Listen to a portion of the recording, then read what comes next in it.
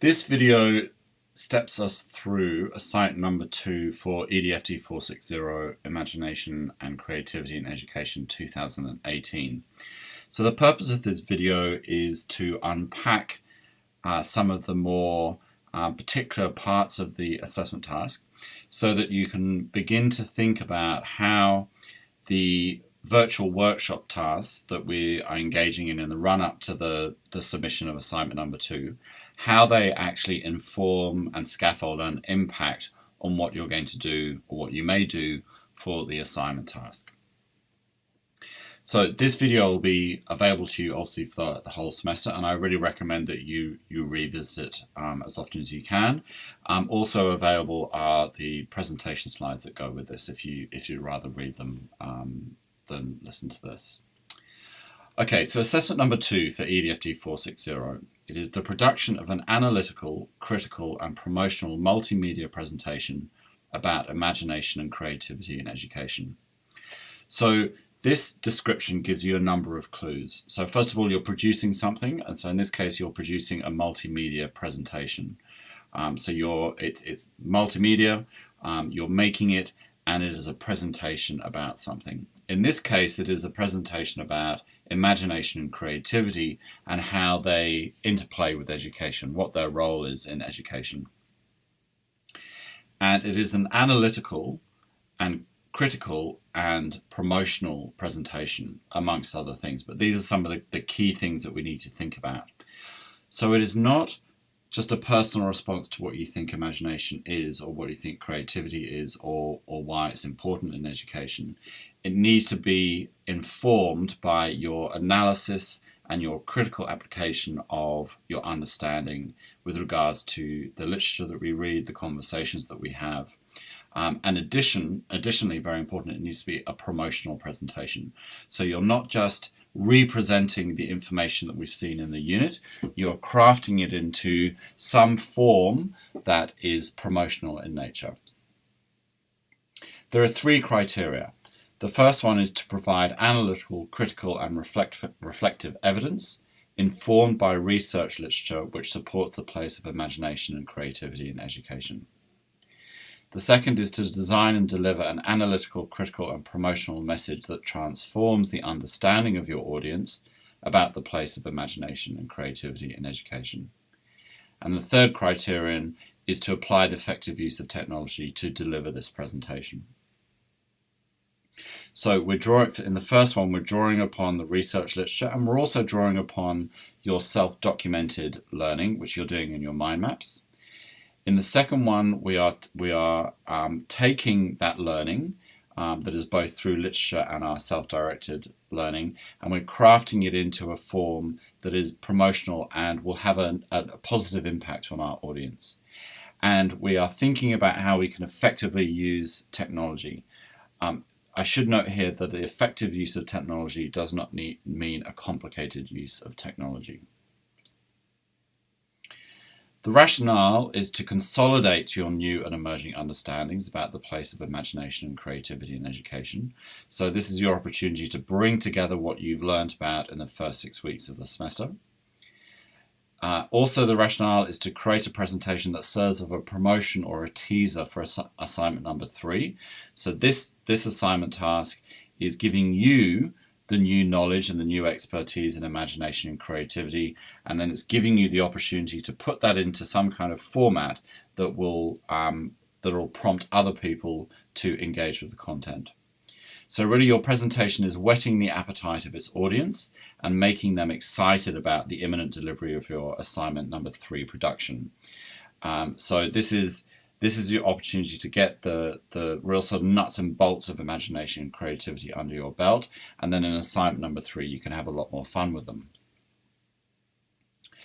The submission format is a multimedia presentation, so there's a huge range of things you can use for a multimedia presentation, but it basically needs to be in a format where you have used technologies, excuse me, where you've used technologies, web-based technologies, or technology, it can be one, and you bring it together in a format that can be submitted online, so in this case via Leo.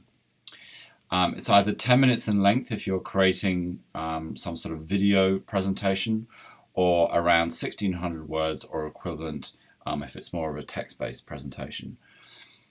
The choice of media is yours, and there are lots of opportunities over the next 4 weeks for us to have conversations about what you might use. Remember, the key here is to keep it simple, okay?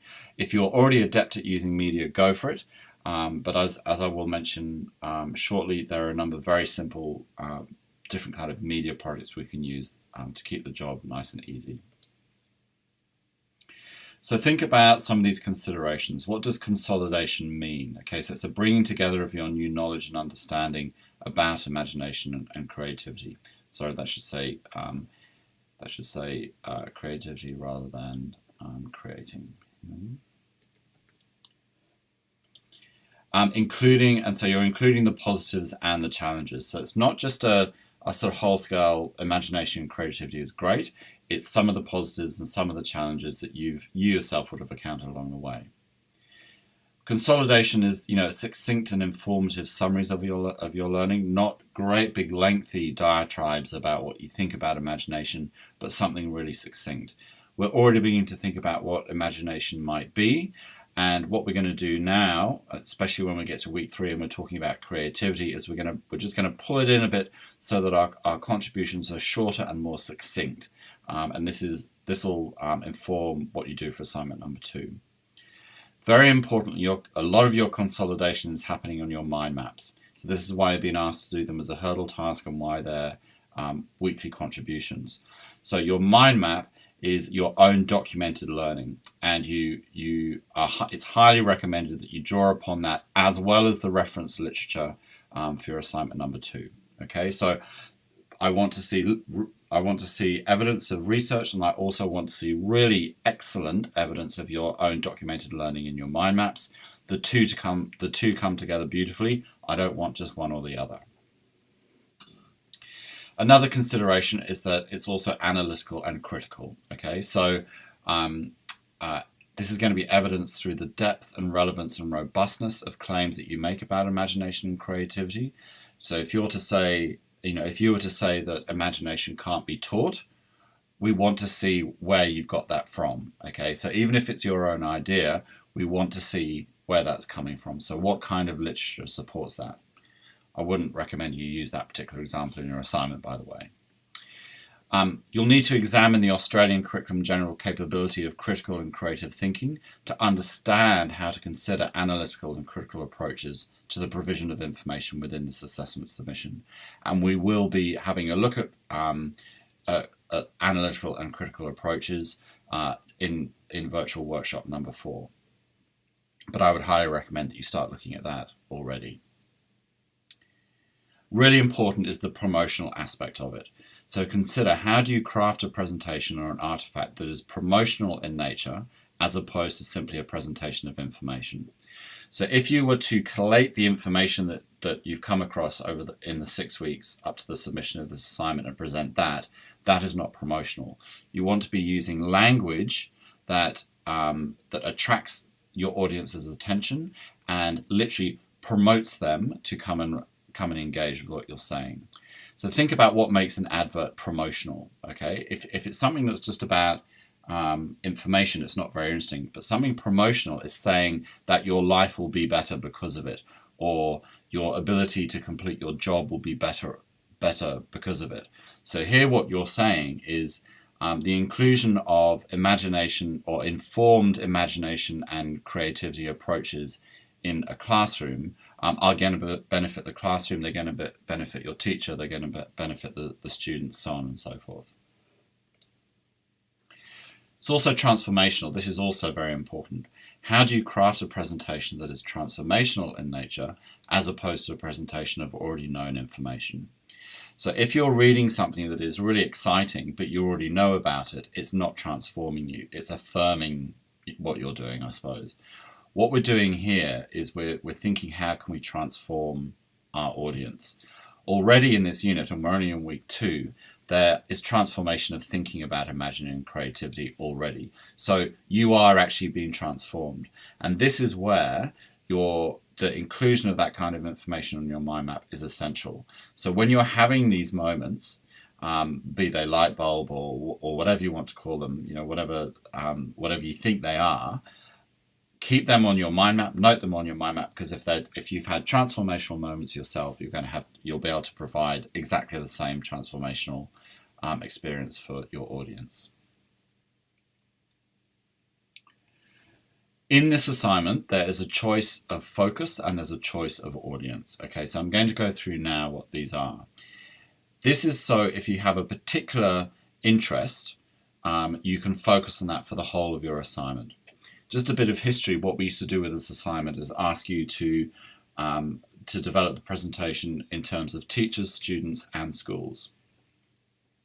What we're doing now is giving you a choice. So in terms of your content focus, you've got 6 choices. You only choose one of these. You don't choose multiples of them or all 6. So choice number 1 is you focus your presentation on imagination and creativity as it applies to teachers, students, and schools. Choice number 2, in the way that it applies to teachers and students. Choice number 3, in the way it applies to teachers and schools.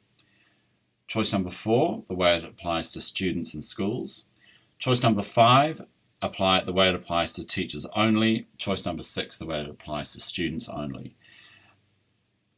Whilst 5 and 6 may look on the surface to be easier because it's one content area, remember that you're going to have to fill either 10 minutes or 1,600 words worth of presentation with really great, strong, robust, research-informed information. Okay, so this is why we've given you this choice. So if you do have a particular interest in, say, teachers or students, you can do that.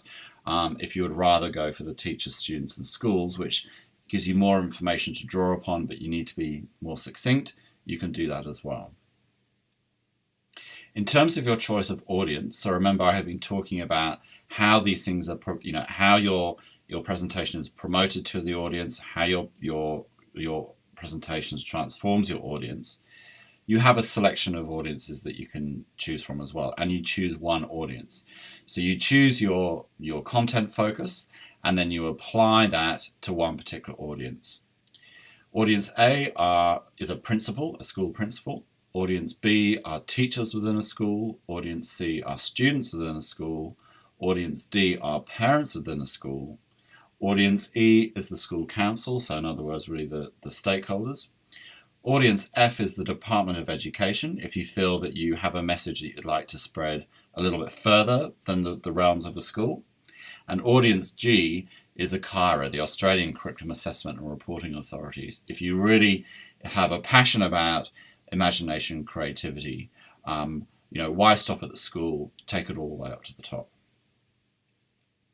And so one of the things you'll want to do, once you start getting attuned with the information, is just have a look at this matrix and make your decision.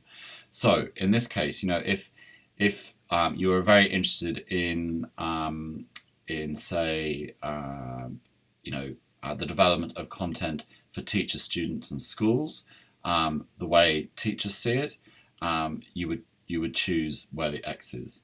If you're particularly interested in the development of content about students students and schools as together, and the way that principals would engage with that, you obviously look at Y. So you want to be using this matrix just to help you make that decision. Okay. Other things I'd like you to think about. What is the format of your presentation? Is it literally going to be a PowerPoint presentation, or might you craft it into a TV interview? Might it be a print brochure that you can email to people so they can print out? Is it going to be a TV advertisement? Are you going to use iBook? Are you going to set it up as blog? Are you going to set it up as a Facebook page?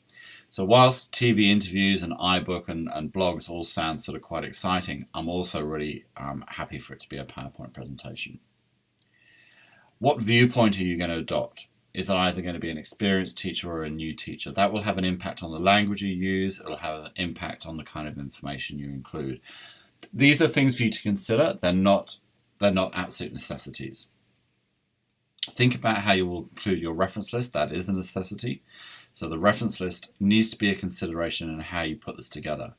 It cannot just be emailed to me as a separate document when you submitted your assignment. Your reference list needs to be in the document, in the presentation, and it needs to be eligible. Okay, so I need to be able to read it. Use the assignment to forum, which is in the assessment folder, to ask questions. Okay, this is really important. Ask questions, ask questions. Don't look at this and think, I just need to scurry off into my burrow and do this by myself. Whilst we can't collude, we can certainly have conversations about what we're doing, and we can help each other. And when we get to virtual workshop number 4, there will be a sharing of ideas, and will be part of one of the processes that we ask for feedback from our peers on our ideas about this assignment task. So I hope that's helped. It's probably given you more questions than answers. But what I want you to really take away from this is this idea: the choice of content focus and the choice of audience focus. So if there's something you're particularly confident with, or you're particularly passionate about, you can really begin to hone the way that you craft the assignment. You know, if you're really passionate about how parents understand the way that children and teachers enact curriculum, you could go for that one. If you're really passionate about what curriculum authorities, so what a CARA do, you can go for that one. And I think this is a new component to the assignment task, and I think that it will be really helpful. I think it opens up the assignment for you. So spend time thinking about it, ask questions, and remember that the technology, whilst it needs to be used effectively, does not need to be complicated technology. Okay.